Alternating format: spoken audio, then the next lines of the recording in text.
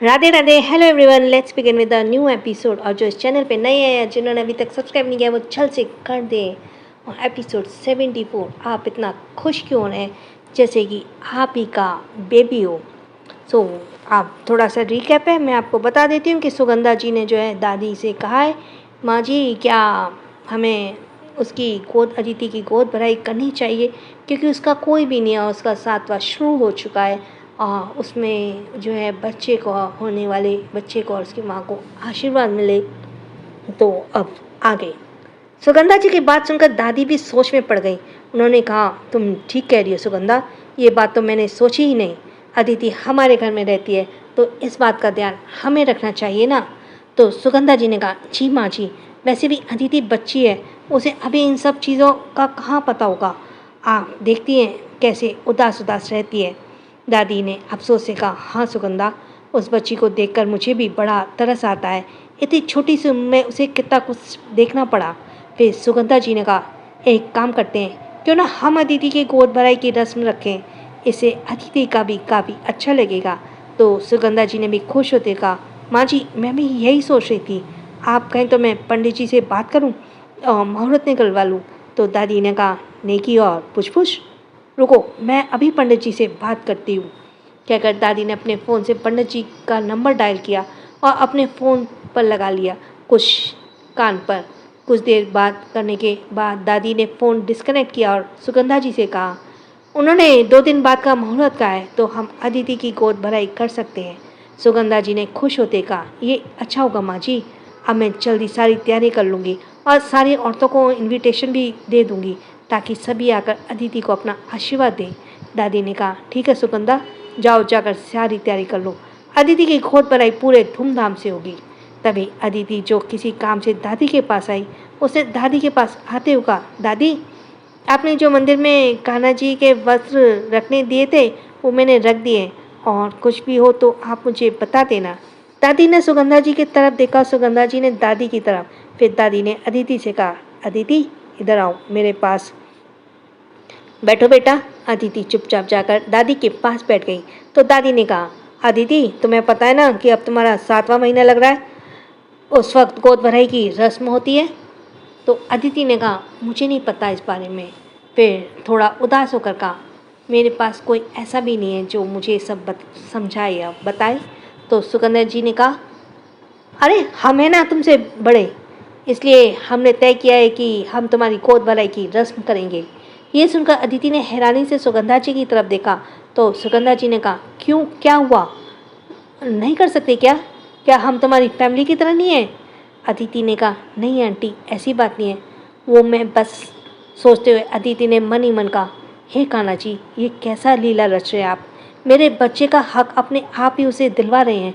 मेरे बच्चे की दादी खुद अब मेरी गोद भराई करना चाहती है और उन्हें तो पता भी नहीं है कि मेरी कोख में उन्हीं का पोता पल रहा है। सोचते हुए अदिति थोड़ा इमोशन हो गई, पर सुगंधा जी और दादी को लगा कि शायद अदिति गोद भराई की बात सुनकर इमोशन हुई है, क्योंकि उसकी फैमिली में कोई भी नहीं था।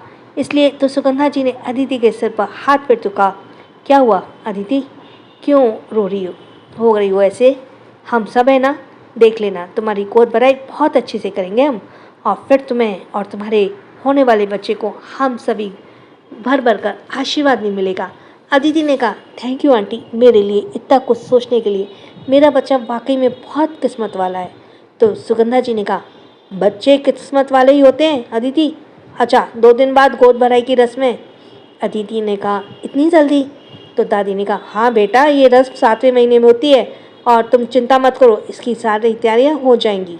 तभी सुगंधा जी ने कुछ सोचते हुए कहा, अदिति तुम लास्ट टाइम चेकअप करवाने कब गई थी। तो अदिति ने कहा, जिस दिन मैं घर आई थी।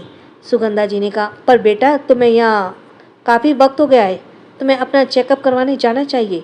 अदिति ने कहा, ठीक है आंटी, मुझे कोई तकलीफ़ नहीं है। तो दादी ने उसे समझाते हुए कहा, बेटा चेकअप करवाना बहुत ज़रूरी होता है ताकि हमें वक्त पर पता चले कि अंदर बच्चे की ग्रोथ ठीक ढंग से हो रही है या नहीं। एक काम करो, तुम आज ही चेकअप करवाने के लिए जाओ। सुगंधा जी ने कहा, ठीक है माँ जी, मैं खुद अदिति को अपने साथ ले जाती हूँ। चलो अदिति तुम जल्दी से रेडी हो जाओ, हम लोग कुछ देर में निकलेंगे। अदिति ने अपना सिर हाँ में हिलाया और रूम से बाहर चली गई। सुगंधा जी ने भी कहा, ठीक है माँ जी, मैं बाद में आकर आपसे मिलती हूँ, कहकर सुगंधा जी भी रूम से बाहर निकल गई। कुछ ही देर में अदिति तैयार होकर रूम से बाहर आई। अदिति ने एक अनारकली रंग का प्लाजो सूट पहना हुआ था और दुपट्टे पर अपने गले में डाला हुआ था। अपने बालों को ढीला ढाली चोटी में बनाई हुई थी। वो सादगी के रूप में भी अदिति बहुत प्यारी लग रही थी। वैसे अदिति बहुत खूबसूरत थी। उसे मेकअप करने की अब बिल्कुल शौक नहीं था। उसकी सादगी उसकी खूबसूरती थी। सुगंधा जी ने अदिति से कहा, अब तुम रेडी हो ना, चले? अदिति ने अपना सर हाँ में लाया। सुगंधा जी अदिति के साथ जा रही थी कि तभी सामने से आदित्य, जो अंदर ही आ रहा था, उसने अदिति को सुगंधा जी के साथ देखा तो सुगंधा जी से पूछा, मॉम आप दोनों कहाँ जा रही हैं? क्या? सुगंधा जी ने कहा, हाँ वो मैं अदिति का चेकअप करवाने के लिए उसको हॉस्पिटल ले जा रही हूँ। आदित्य ने कहा, तो मैं भी आप लोगों के साथ चलता हूँ। अदिति कुछ कहने वाली थी कि तभी सुगंधा ने कहा, ठीक है आदित्य, अगर तुम्हें कोई काम ना हो तो तुम हमारे साथ चल सकते हो। अदिति ने जल्दी से कहा, आंटी इसकी क्या ज़रूरत है, हम दोनों चल सकते हैं। आदित्य जी को कोई ज़रूरी काम? तभी आदित्य ने कहा, मुझे कोई काम नहीं है, मैं तुम लोगों के साथ जा सकता हूँ, चलो मेरी गाड़ी में आकर बैठ जाओ। अदिति ने जब चुपचाप अपना सर हाँ में हिला दिया। दरअसल वो जितना हो सके उतना आदित्य से दूर रहने की कोशिश करती थी, लेकिन किस्मत बार बार उसे आदित्य के पास ही ले आती थी। वे लोग अभी बाहर निकलने ही वाले थे, तभी सुगंधा जी का फ़ोन रिंग करने लगा। सुगंधा जी ने रुककर अपने फ़ोन अटेंड किया और कान पर लगा लिया। सामने वाले की बात सुनकर सुगंधा जी ने थोड़ा परेशान होते हुए कहा, ठीक है मैं थोड़ी देर में आ रही हूँ, कहकर सुगंधा जी ने फ़ोन डिस्कनेक्ट किया। फिर अदिति से कहा, आदित्य मुझे अभी तुम्हारी नानी से मिलने जाना होगा, उनकी तबीयत ठीक नहीं है, क्या तुम अदिति को लेकर जाओगे अपने साथ? अदिति ने कहा, कोई बात नहीं, फिर कभी चलेंगे। अदिति ने कहा। तभी आदित्य ने कहा, नहीं डॉक्टर से चेकअप करवाने में कोई लापरवाही नहीं, मैं तुम्हें अपने साथ ले जाऊँगा। माँ आप नानी से मिलने चली जाइए, अदिति की फिक्र मत कीजिए, मैं इसे चेकअप के लिए ले जाऊँगा। अदिति अब क्या भी बोलती, इसलिए वो चुपचाप आदित्य के पीछे पीछे चली गई। अदिति बैक साइड का डोर ओपन करने ही वाली थी, तभी आदित्य ने फ्रंट सीट का डोर ओपन करते हुए कहा, आगे आकर बैठो, डरो मत, तुम्हें खा नहीं जाऊँगा। अदिति ने आदित्य की तरफ देखा और चुपचाप जाकर फ्रंट सीट पर बैठ गई। आदित्य ने अदिति का दुपट्टा उठाकर उसकी गोद में रखा और अदिति से कहा, सीट बेल्ट लगा लो। फिर उसकी साइड का डोर बंद करके ड्राइविंग सीट पर आकर बैठ गया। अदिति ने गाड़ी स्टार्ट किया, वहाँ से निकल गए। अदिति डोर से सिमट कर बैठी हुई थी और बाहर की तरफ देख रही थी। गाड़ी में इस वक्त का अजीब तरह की शांति पसरी हुई थी। आदित्य ने अदिति के बात करने का गरज से कहा, वैसे तुम्हें क्या चाहिए, बेबी गर्ल या बेबी बॉय? आदित्य की बात सुनकर अदिति जो विंडो से बाहर देख रही थी, उसका ध्यान आदित्य की तरफ गया। उसने आदित्य की तरफ देखते हुए कहा, जो भी हो बस हेल्दी हो, इससे कोई फ़र्क नहीं पड़ता कि बेबी बॉय हो या बेबी गर्ल। तो आदित्य ने कहा, सही कह रही हो, बेबी हेल्दी होना चाहिए, ये ज़्यादा ज़रूरी है। अच्छा तो ये बताओ, ये बात तो पता होगा ना कि बेबी तुम पर जाएगा या अपने डैड पर? अदिति पता नहीं क्या सोच रही थी कि अचानक उसके मुंह से निकल गया, शायद ये आप पर जाएगा। आदित्य ने अचानक ही अदिति की तरफ कंफ्यूज में देखा तो अदिति को रियलाइज़ हुआ वो अपने अभी क्या बोल दिया है। वो हड़बड़ाते हुए जल्दी से बोली, मेरा मतलब है कि शायद अपने बाप पर जाएगा या फिर मुझ पर भी जा सकता है। फिर जल्दी से अपना चेहरा दूसरी तरफ करते हुए कहा, मन ही मन, अदिति पागल हो गई है क्या, ये क्या बोल रही थी, अभी उन्हें शक हो जाता। कुछ देर में वो लोग अस्पताल पहुंच गए। डॉक्टर ने अदिति के सारे चेकअप किया और सोनोग्राफी भी की। सारी रिपोर्ट्स देखने के बाद अदिति ने कहा, अदिति तुम्हारा बेबी हेल्दी है। देखने के बाद अदिति से कहा, अदिति तुम्हारा बेबी हेल्दी है, इसलिए घबराने वाली कोई ज़रूरत नहीं है, बस अपनी दवाइयाँ वक्त पर लेती रहना, उसमें कोई लापरवाही मत करना। आदित्य जो उसके बगल में चेयर पर बैठा हुआ था, उसने डॉक्टर से पूछा, डॉक्टर इसे बेचैनी बहुत रहती है, किस वजह की, किसी तरह के डरने वाली बात तो नहीं है ना? अदिति ने हैरानी से आदित्य की तरफ देखा और मन ही मन कहा, इन्हें याद है? तभी डॉक्टर ने कहा, देखिए मिस्टर रजावत, इस हालत में बेचैनी होना नॉर्मल सी बात है और जैसे जैसे वजन बढ़ता है सांस लेने में भी परेशान होती है, इसलिए घबराने वाली कोई बात नहीं है, बस कुछ महीने की बात है और इसके बाद ये प्रॉब्लम भी ठीक हो जाएगी। आदित्य ने खड़े होकर कहा, थैंक्स डॉक्टर। फिर अदिति से कहा, चले? अदिति ने भी खड़े हुए डॉक्टर से कहा, थैंक यू डॉक्टर। डॉक्टर अपने सर हिला दिया और आदित्य अदिति के साथ रूम से बाहर आ गया। आदित्य ने अदिति से कहा, चलो। मैं जानकर तसल्ली हुई कि बच्चा पूरी तरह से हेल्थी है। फिर अदिति ने आदित्य से कहा, आप इतना खुश क्यों हो रहे हैं, जैसे कि आपका ही बेबी है। आदिति ने एक बार फिर से अपनी आंखें बंद करके, क्या करती है यार, कुछ भी बोलती है। पर अदिति ने शायद उसकी बात सुनी नहीं थी, इसलिए कुछ भी रिएक्ट नहीं किया। दरअसल वो अपने फ़ोन की तरफ देख रहा था। अदिति ने फिर अदिति को फाइल देते हुए कहा, आप प्लीज़ इसे थोड़ा देर पकड़िए, मैं जरा वॉशरूम होकर आती हूँ। आदित्य ने कहा, ठीक है, आराम से जाना। अदिति ने अपना सिर हाँ में हिलाया और वहाँ से चली गई। आदित्य फाइल लेकर वहीं बेंच पर ही बैठ गया और एक पैर पर दूसरा पैर चढ़ाए अपने फ़ोन में मेल चेक करने लगा। तभी उसकी नज़र साइड में ही रखी हुई फाइल पर गई। पता नहीं उसके दिमाग में क्या आया और वो फाइल को खोलकर देखने लगा। इस फाइल में सोनोग्राफी रिपोर्ट भी थी। इसमें बच्चे की छवि नज़र आ रही थी। उस छवि को देखना आदित्य को पता नहीं क्या हुआ, अच्छा लग रहा था। वो अपनी उंगलियों से उस छवि पर हाथ फेरने लगा। उसके दिल में एक अलग ही तरह की फीलिंग थी जिसे वो समझ नहीं पा रहा था। वह भी नहीं समझ पा रहा था कि वो अदिति का इतना ध्यान क्यों रखना चाहता है, क्यों वो उससे इतना ज़्यादा कनेक्ट हो रहा है। फिलहाल तो इन सब के जवाब अभी तो आदित्य के पास बिल्कुल नहीं थे। वह दूसरी तरफ अदिति वॉशरूम करके वापस उसी तरफ आ रही थी जहाँ आदित्य उसका वेट कर रहा था। तभी उसकी नज़र सामने से आ रहे आकाश और उसकी गर्लफ्रेंड की तरफ गई, जो उस दिन उसे रेस्टोरेंट में मिले थे। वही अदिति को देखकर आकाश ने भी बढ़ते कदम रुक गए। उसने फिर एक नज़र अपनी गर्लफ्रेंड की तरफ देखा और फिर अदिति की तरफ। फिर एक सरकास्टिक सी स्माइल के साथ अदिति से बढ़ा और कहा, ओह अदिति, तुम यहाँ? तभी आकाश की गर्लफ्रेंड ने कहा, आकाश, तुम इसे जानते हो क्या? तो आकाश ने अदिति का मजाक उड़ाते हुए कहा, हाँ स्वीट हार्ट, इसे मैं बहुत अच्छे से जानता हूँ। ये वही है जिसकी बात मैं तुमसे की थी।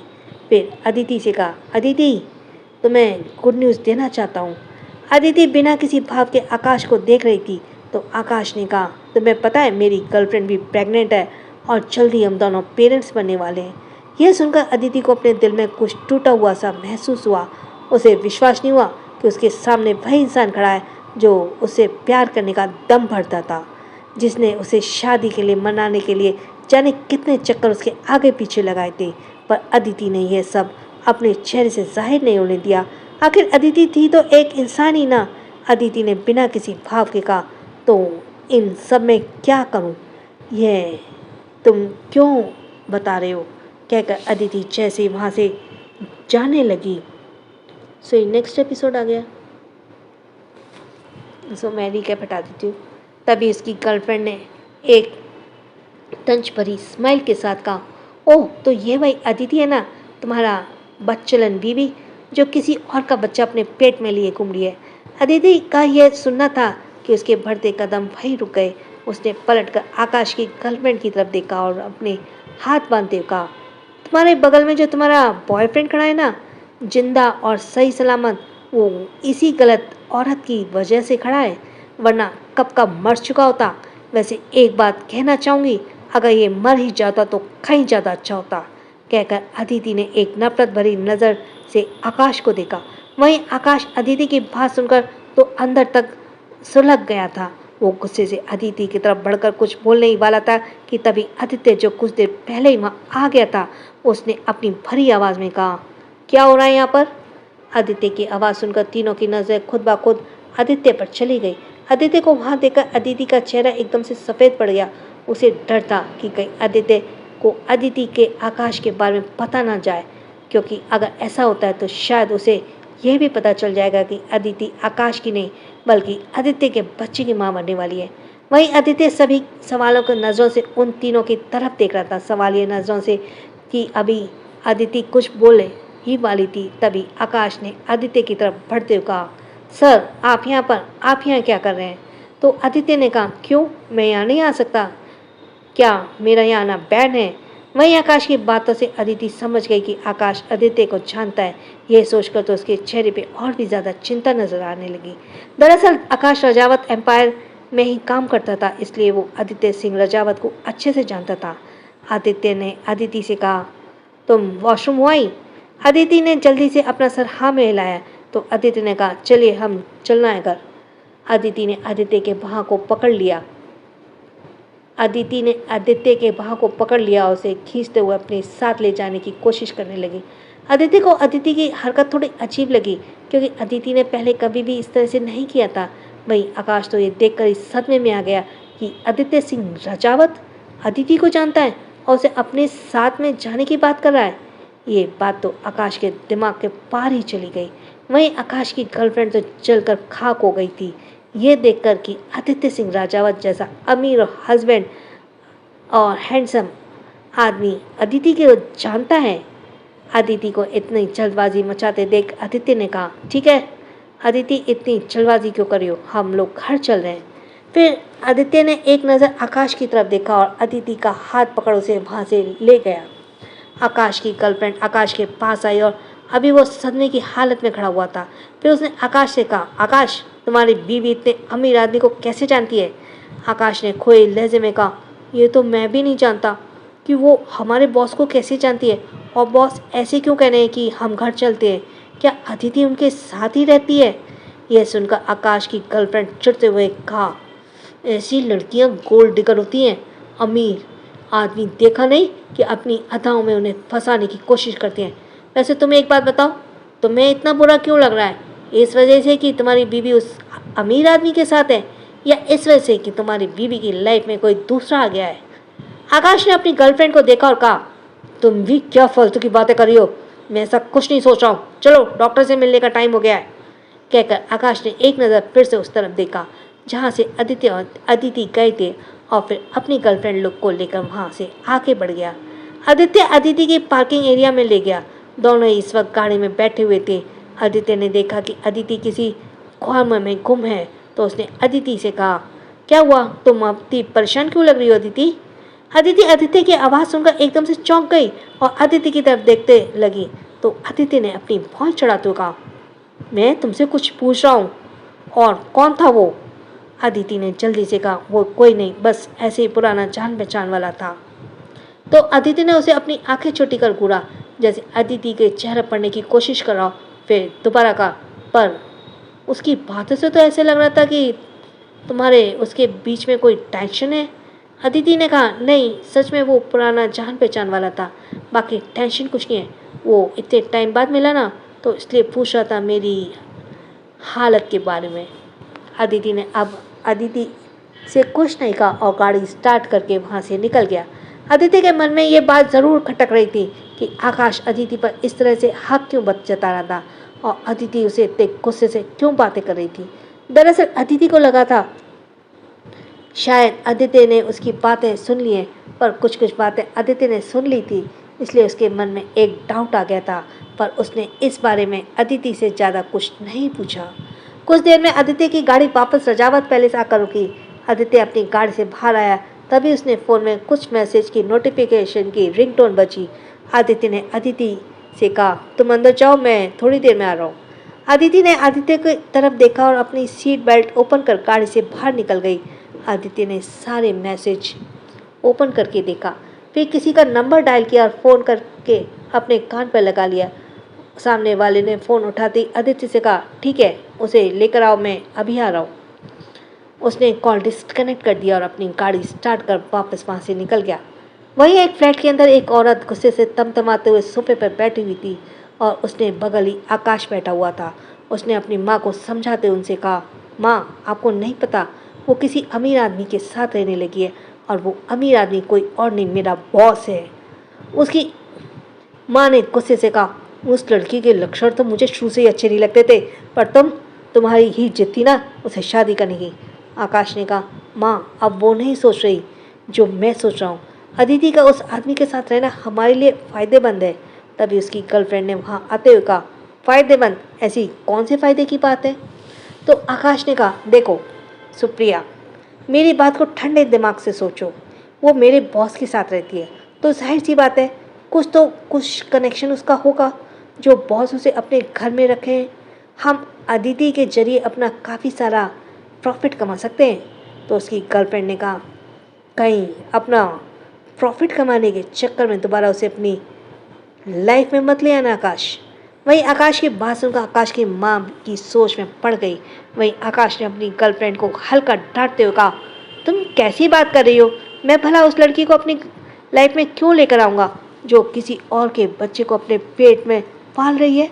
और मैं तो तुम्हें प्यार करता हूँ ना, और तुम मेरे बच्चे की माँ बनने वाली हो, तो उसे तो अपनी लाइफ में लाने का सवाल ही पैदा नहीं होता है। मैं तो बस थोड़ा सा मुनाफा कमाने की बात कर रहा था। तभी आकाश की माँ ने कहा, तुम ठीक कह रहे हो बेटा, इस मामले में अदिति हमारे बहुत काम आ सकती है। वैसे भी अभी तुम दोनों का डाइवोर्स तो हुआ नहीं, तो अभी भी तुम्हारी ही बीवी है। तो आकाश ने एक कमीनी वाली हंसी हंसते कहा, और वो ऐसी बेवकूफ़ लड़की है जो सिर्फ दिल से सोचती है। उसके सामने दो चार आंसू बहालूंगा तो वैसे ही उसका दिल पिघल जाएगा और वो हमारी मदद करने के लिए तैयार हो जाएगी। तो आकाश की गर्लफ्रेंड ने कहा, बात मुनाफा कमाने तक की रखना, उससे आगे बढ़े तो आकाश तो तुम्हारा जीना हराम कर दूंगी। कहकर उसकी गर्लफ्रेंड उठकर अपने रूम में चली गई। आकाश की माँ ने तो उसे जाते हुए देखा और फिर आकाश से कहा, वैसे दिमाग की पागल तो ये भी है जो हमारी बात समझ ही नहीं रही है। फिलहाल तो आकाश तुम कोई प्लान बनाओ उस अतिथि को वापस अपने झांसे में लाने का। आकाश ने एक कुटिल स्माइल के साथ कहा, बस माँ, देखते जाइए, प्लान तो ऐसा सॉलिड बनाऊंगा कि वो अदिति हमारी बात मानने को मजबूर हो जाएगी। आदित्य की गाड़ी एक सुनसान सड़क पर खड़ी थी। आदित्य के सामने इस वक्त उस होटल का मैनेजर खड़ा हुआ था जिस होटल में आदित्य ने करीब 7-8 महीने पहले चेक इन किया था। आदित्य ने अपनी स्लीव्स फोल्ड करते हुए कहा, अब मुझे तुम बता भी रहे हो कि नहीं? सर प्लीज़, उस लड़की ने बहुत रिक्वेस्ट की थी, उसका नाम किसी को ना बताया जाए। तो आदित्य ने सीधे खड़े होते कहा, तो मैं कौन सा लड़की को नुकसान पहुंचाने वाला हूँ? बस मुझे उसके बारे में जानना है। मैनेजर ने कुछ पल सोचा, उसने आदित्य से कहा, सर उसका नाम नेहा है और वो एक शादीशुदा लड़की थी और हमारी ही होटल में काम करती थी। आदित्य, नेहा? तो मैनेजर ने उसका नाम नेहा बताया था क्योंकि इस तरह से वो अदिति से किए वादे को तोड़ भी नहीं चाहता था। इसी वजह से उसने अदिति का झूठा नाम बताया, नेहा। आदित्य ने कहा, मुझे उसके बारे में सब कुछ जानना है। मैनेजर ने बहुत ही शांत स्वर में कहा, सर प्लीज़ आप उससे मिलने का या उसे ढूंढने की कोशिश मत कीजिए। मैं आपको उसके बारे में सब बताऊंगा क्योंकि पहले ही उस बेचारी ने बहुत परेशानी देखनी है। आदित्य ने अपनी आंखें छोटी करके पूछा, मतलब? तो मैनेजर ने कहा, सर दरअसल वो अपने पति की जान बचाने के लिए उसे पैसे मांगने आई थी। उसके पति का बहुत बड़ा एक्सीडेंट हो गया था और उसे सर्जरी के लिए काफ़ी सारे पैसे चाहिए थे। वो हमारे होटल में काम करती थी, इसलिए मदद मांगने के लिए मेरे पास आई थी, पर रकम बहुत ज़्यादा थी। मैं उसकी मदद तो नहीं कर सकता था, लेकिन तभी आपके असिस्टेंट ने एक लड़की के लिए हमें कहा। तब मेरे दिमाग में यही आया कि अगर नेहा इस बात के लिए मान जाएगी तो शायद उसकी मदद भी हो जाएगी। आदित्य ने पूछा, उसके हस्बैंड का एक्सीडेंट शादी वाली रात हुआ था? तो मैनेजर ने कहा, जी सर, शादी होने के बाद ही उन्हें कहीं जाना पड़ा था किसी ज़रूरी काम से, इसी वजह से उनका एक्सीडेंट भी हो गया। तभी आदित्य ने मन ही मन कहा, इसलिए वो लड़की वर्जिन थी अपनी शादी होने के बाद। तभी मैनेजर ने दोबारा कहा, सर पर उस रात के बाद उस लड़की की ज़िंदगी बर्बाद हो गई। दरअसल मुझे उनके मोहल्ले वालों से ही पता चला कि उसके ससुराल वालों ने उसे 1 महीने बाद बेइज्जत करके घर से निकाल दिया। जिस पति की जान बचाने के लिए उसने इतना बड़ा सेक्रीफाइस किया, उस पति ने धक्के देकर उस घर से बाहर निकाल दिया। क्योंकि वो कहते कहते मैनेजर रुक गया। तो आदित्य ने पूछा, क्यों? क्या बोला? मुझे सब जानना है उसके बारे में। दरअसल आदित्य ने जब सुना कि उस रात की वजह से उस लड़की के ससुराल वालों ने उसे घर से निकाल दिया, तब उसे उस लड़की के लिए बहुत बुरा लगा कि जिस पति के लिए उसने इतना सब कुछ किया, उस पति ने उसे घर से बाहर निकाल दिया। तभी मैनेजर ने कहा, क्योंकि वो प्रेग्नेंट हो गई थी। तो आदित्य ने कहा, तो शादीशुदा थी तो प्रेग्नेंट कौन सी बुरी बात है? तभी आदित्य के दिमाग में एक बिजली सी कौंधी। उसने मैनेजर से पूछा, मतलब वो अपने पति से प्रेग्नेंट नहीं थी? तो मैनेजर ने कहा, मुझे यही पता चला है कि उसका पति बाहर निकल रहा था, तब वो 2 दिन पहले ही कोमा से बाहर आया था। उसके पति का कहना था कि उसने उसे छुआ तक नहीं था, तो भला वो प्रेग्नेंट कैसे हो गई? तब उसने सामने सारी सच्चाई आई कि उसने पैसों के लिए किसी आदमी के साथ। कहते कहते मैनेजर रुक गया और आदित्य के दिमाग में वो इस वक्त बहुत कुछ चल रहा था। ओह गॉड! इसका मतलब वो लड़की मुझसे प्रेग्नेंट थी और इसी वजह से। उसने फिर जल्दी से मैनेजर से पूछा, क्या तुम कुछ भी जानते हो उस लड़की कहाँ जा सकती है? मतलब कुछ और उसके रिश्तेदार हो या कोई और? तो मैनेजर ने कहा, नहीं सर, दरअसल वो लड़की अनाथ थी, उसका कोई रिश्ता नहीं था। रिश्ते के नाम पर बस उसके पास सिर्फ उसका पति था और उसकी सास ही थी। एपिसोड 76, चुड़ैल मोड ऑन। मैं रिकैप छोटी हूँ। यह सुनकर आदित्य का दिल अब उस लड़की के लिए जैसे पिघलने लगा था। उसे इतना बुरा लग रहा था कि उस लड़की की वजह से क्या कुछ नहीं खो दिया, और ये जानकर वो लड़की आदित्य से प्रेग्नेंट थी। अब तो उसके दिल में अदिति से मिलने की इच्छा और भी ज़्यादा बढ़ गई। उसने मैनेजर से कहा, देखो तुम उसके बारे में जो भी कुछ जानते हो, मतलब वो कहाँ मिल सकती है, प्लीज़ मुझे बताओ, मैं उससे एक बार मिलना चाहता हूँ। मैनेजर ने लाचारी से कहा, सर मुझे खुद को नहीं पता कि वो अब कहाँ है। उन लोगों ने उसको घर से बाहर निकाल दिया था। अब वो कहाँ है, किस हालत में, कुछ भी नहीं पता। मुझे खुद उसकी बहुत फिक्र है क्योंकि वो बहुत अच्छी लड़की है। इसीलिए आदित्य ने उसे जाने के लिए कहा। आदित्य की बात सुनकर मैनेजर वहाँ से चला गया। आदित्य अपनी गाड़ी में बैठ गया और अपना सिर गाड़ी में पिछली सीट से टिकाकर अपनी आंखें बंद कर ली। कहाँ हो तुम? क्या मेरा बच्चा अभी भी होगा? क्या आदित्य ऐसी बातें सोच रहा था? वो तुम्हारे बेबी को कैरी क्यों करेगी? शायद एबॉर्शन करवा लिया हो, क्योंकि अगर ऐसा नहीं हुआ तो हो सकता है उसे उस बच्चे को जन्म देने का फैसला लिया हो। सोचकर अदिति ने अपनी आंखें झटके से खोल ली। अगर मेरा बेबी इस दुनिया में है, मुझे इस लड़की को ढूंढना होगा। पता नहीं वो बेचारी अकेले उस बच्चे को कैसे पालेगी। सोच सोच कर अदिति का सिर और जोर से दर्द होने लगा। कुछ देर बाद रणवीर अदिति के साथ एक बार एरिया में बैठा हुआ था। आदित्य बस ड्रिंक किए जा रहा था। उसके चेहरे पर साफ नजर आ रहा था कि वो इस वक्त बहुत ज़्यादा परेशान है। रणवीर ने राजवीर की तरफ देखा और इशारे से पूछा, आखिर हुआ क्या है? राजवीर ने भी अपने कंधे उचकाकर जैसे कहा, मुझे भी नहीं पता। रणवीर ने अब सीधा आदित्य से पूछा, अब बताओ भी, क्यों बुलाया यहाँ? आदित्य ने इस वक्त काफ़ी ड्रिंक कर ली थी और अपनी नशीली आवाज़ में बोला, उसका नाम नेहा है और वो प्रेग्नेंट हो गई है। राजवीर और रणवीर दोनों ने पहले एक दूसरे को देखा और फिर रणवीर से पूछा, कौन नेहा और कौन प्रेग्नेंट हो गई? तो आदित्य ने एक फीकी सी हंसी के साथ कहा, वही लड़की जिसने इतने सालों से ढूंढ रहा हूँ, उसका नाम नेहा है और वो मुझसे प्रेग्नेंट है। यह सुनकर रणवीर और राजवीर दोनों ही हैरानी की सीमा न रही। फिर राजवीर ने कहा, तो तुम्हें पता नहीं चला कि वो कहाँ है? और तुमने कहा था कि वो लड़की शादीशुदा थी, तो वो अपने पति से प्रेग्नेंट हो सकती है ना? तुम्हें ऐसे क्यों लगता है कि वो तुमसे है? आदित्य ने उसकी बात काटते हुए कहा, ऐसा नहीं हो सकता क्योंकि उसके पति ने उसे छुआ ही नहीं था। फिर धीरे धीरे कर आदित्य ने राजवीर और रणवीर को सब कुछ बता दिया। राजवीर ने अपने ड्रिंक को सिप लेते हुए कहा, तुम्हें क्या लगता है अभी तक वो अपनी प्रेगनेंसी कंटिन्यू करेगी?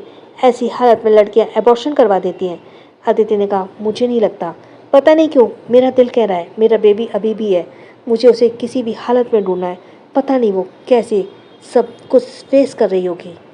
तुम्हारा दिल उस लड़की के लिए कुछ ज़्यादा नहीं तड़प रहा है? रणवीर ने हंसते हुए कहा। आदित्य ने कहा, रणवीर प्लीज़ मजाक नहीं, तुम्हें पता है इस मामले में मैं काफ़ी ज़्यादा सीरियस हूँ। तो रणवीर ने कहा, अच्छा तो अगर तुम्हें उस लड़की को ढूंढना है ना, तो कुछ वक्त में मैं खुद पता लगवा लूँगा कि वो लड़की कहाँ है, और फिलहाल तुम अपना मूड ठीक कर और ड्रिंक एंजॉय करो।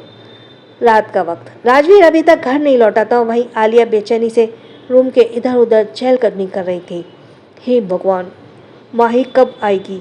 मुझे पता नहीं क्यों डर लग रहा है, कहीं माही कुछ गड़बड़ ना कर दे, आलिया ने बेचैनी से कहा। तभी बेड पर रखा हुआ आलिया का फ़ोन रिंग होने लगा। आलिया भागकर बेड के पास गई और अपने फ़ोन को उठाकर कान पर लगाते हुए सामने वाली की बात सुनने लगी।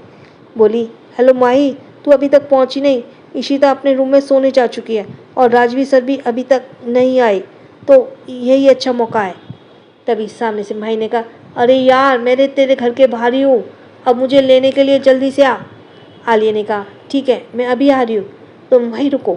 आलिया ने जल्दी से फ़ोन डिस्कनेक्ट किया और अपने रूम का डोर ओपन कर बाहर की तरफ भाग गई। आलिया मेन गेट के पास गई और वहाँ से बाहर जाने लगी कि गार्ड्स ने उसे पूछा, मैम इतनी रात को आप कहाँ जा रही हैं? तो आलिया ने फेक स्माइल के साथ कहा, वो बाहर मेरी दोस्त आई है, मैं उससे मिलने के लिए, वैसे वो अंदर आने में शर्मा रही है। तो गार्ड्स ने कहा, पर मैम मिलने के लिए इतनी रात में? आलिया ने फिर जल्दी गार्ड से कहा, दरअसल मेरी दोस्त मेरे बिना बिल्कुल नहीं रहती, और मैं इतने दिनों से यहाँ रह रही हूँ ना, तो उसे मेरी बड़ी याद आ रही थी। तो मैंने उसे कहा कि वो मुझसे मिलने यहाँ आ जाए, और दोस्ती में तो टाइम थोड़ी देखा जाता है मिलने के लिए। सॉरी। गार्ड्स ने कहा ठीक है, पर आप जल्दी से उन्हें लेकर आइए, ज़्यादा देर आपको ऐसे बाहर रहना सेफ नहीं है। बस मैं 2 मिनट में आई वापस, कहकर आलिया जल्दी से बाहर निकल गई। वहीं थोड़ी दूर पर ही एक गाड़ी खड़ी थी। आलिया समझ गई कि माही इस गाड़ी में है। आलिया जल्दी से उस गाड़ी में पास आई और पिछली साइड के विंडो ग्लास को टैप करने लगी। माही ने जल्दी से डोर अनलॉक किया तो आलिया जल्दी से गाड़ी के अंदर बैठकर जैसे ही उसने माही की तरफ देखा, एकदम के उसके मुंह से चीख निकलते। माही ने कहा, अरे क्या हुआ, ऐसे डर क्यों रही है? तो आलिया ने कहा, ये कौन सा हुलिया बनाकर आई है तू? ठीक है, इस इशिता को डराना है, पर ये कुछ ज़्यादा नहीं हो गया? तो माही ने कहा, हाँ उसे डराए ना, उसके दिमाग में खौफ बनना है ना, तो यही हुलिया बेटर है। दरअसल माही ने एक अच्छी खासी चुड़ैल का गेटअप कैरी किया हुआ था। सफ़ेद बाल वाली विग, आंखों में बहुत सारा काजल जो ज़्यादा फैला रहा था, होठों पर एक लाल लिपस्टिक जिसे देखकर लग रहा है जैसे वो अभी किसी का खून पी कर आई हो, और चेहरे पर पूरी तरह से वाइट कलर का पेंट किया होता और सफ़ेद रंग की साड़ी पहनी थी। इस गेटअप को देखकर आलिया भी एक पल को डर गई थी। माही ने आगे कहा, अब ये बता मुझे अंदर कैसे लेकर जाएगी? बाहर तो गार्ड्स खड़े हैं। तो आलिया ने कहा, एक काम करो, गाड़ी को ही अंदर ले जाते, वैसे भी मेन गार्ड ने कहा है तो अब तुम्हें रोकेगा नहीं। वैसे भी मैंने मेन गार्ड से कहा दिया है तो वो अब तुम्हें रुकेगा नहीं।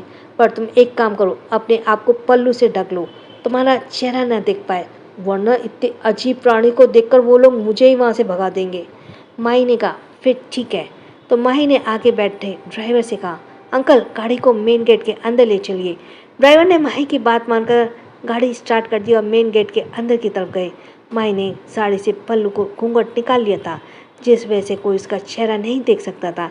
मेन गेट के बाहर आकर गाड़ी रुकी और गार्ड ड्राइवर से पूछताछ की तो बैठी आलिया ने कहा, अरे अंकल मैं हूँ, मैंने कहा था ना मेरी दोस्त है, तो बस ये उसी की गाड़ी है।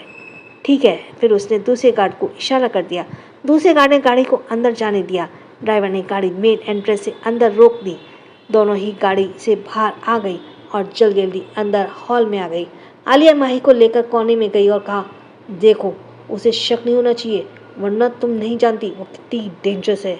तो माही ने कहा, ठीक है, अब तुम बस मुझे उसका रूम की मास्टर की ला दो, उसके बाद आगे का सारा काम मैं संभाल लूँगी। माही और आलिया दोनों ही जब इशिता के रूम के बाहर खड़ी हुई थी, डोर अंदर से लॉक था। आलिया ने माही को मास्टर की देते हुए कहा, मैं ना यहीं आसपास हूँ, अगर किसी के आने की एहसास हुआ तो मैं तुम्हारा इशारा कर दूंगी, ठीक है? माही ने कहा, ठीक है ठीक है। माही ने मास्टर की ली और डोर अनलॉक करके रूम के अंदर चली गई। रूम के अंदर हल्का फुल्का अंधेरा था। उसकी नज़र बेड पर गई जहाँ पर इशिता सो रही थी। इशिता को देखकर माही ने एक डेविल स्माइल के साथ कहा, अब तुम्हें दिखाती हूँ मेरे दोस्त की जान खतरे में डालने का क्या नतीजा होता है, कहकर माही ने अपने कदम बेड की तरफ बढ़ा दिए। इशिता ब्लैंकेट ओढ़कर बड़े से सुकून से सो रही थी। माही ने पहले उसे घूर कर देखा और पैरों से धीरे धीरे उसके ब्लैंकेट को नीचे की तरफ खींच दिया।